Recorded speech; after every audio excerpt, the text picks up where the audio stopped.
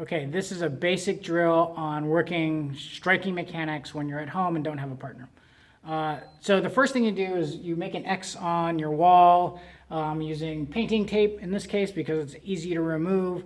You could chalk it on a wall, you know, whatever, masking tape, whatever. So once you have your X, the X should be at the bridge of your nose, and you want it to extend. You don't want a little tiny X. You want it to extend up at different directions. Okay, so the next thing I want to do is get weapon of whatever length. In this case, I'm using my stick. I'm going to think about my 90-degree principle on this, and this is one of the things that we'll be working with this.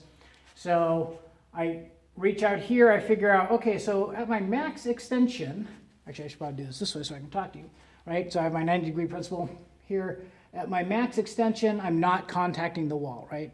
As I go through here, and I'm tracking as I go through here. So this is my 1 and my 2 and my 1 and my 2. So what is this teaching me? One of the most common, and right, that looks straightforward. 1, oh, see, 2, hit that. 1 and 2.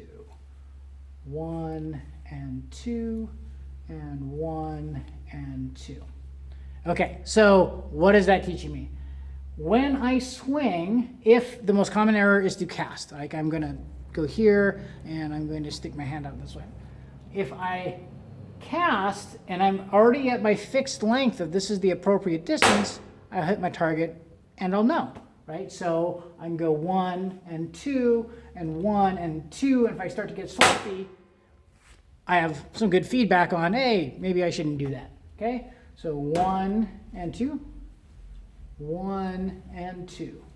Also, obviously, I can track that, and the angle of the camera isn't perfect, so it isn't seeing all the time. But from my view, right, if I go 1, that's not a good angle. I'm a little flat on this angle, and I should be watching, to vertical, and I want to get back. If I have to, I can slow everything down and literally just trace my line. Oh, okay, there we go. Oh, that's what that feels like here. Okay, that's good.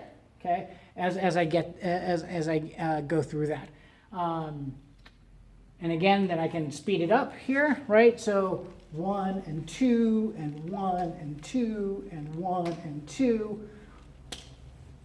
Oh, right, sped it up, hit the target. To be fair, that's the locking mechanism. So 2.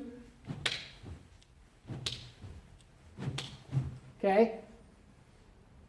I'm not that far away from the target, and as long as I'm not pulling, that's good. Now, 1 and 2 are easy. Okay, those are the first 2 things you learn when you walked into my class, at least. The next 2 are 3s and 4s, and 3 and 4 lines are much harder, right? So 3 and 4. The most common error on the 3 line is to go vertical. Here, the 4 line's a little easier. The 3 line is the hardest line that you're going to get. Good mechanics. You can't really see my body mechanics, so I'm trying to focus on this X here as we're coming through, right? My 3 and my 4 line, my 3 and my 4. 3 and 4 and 3 and 4. And just like the 1 and 2, if either I extend, I'll hit the wall here, or I overextend my arm and I start cutting long, as sometimes will happen, that will also be informative about your mechanics, right? So 3 and 4, 3 and 4, 3 and 4. And I just saw that one was not a good cut. Okay, so again, I've been doing that a while, and I can screw that up when I go fast as well. So easy drill, right? X on the wall. Practice your mechanics, figure out your distance without moving of what this distance is, and then you go 1, 2, 3, 4. 1, 2, 3, 4. 1, 2, 3, 4. If you don't have a stick,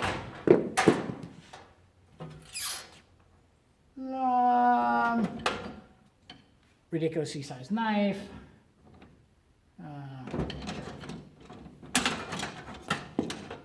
Less ridiculously sized knife.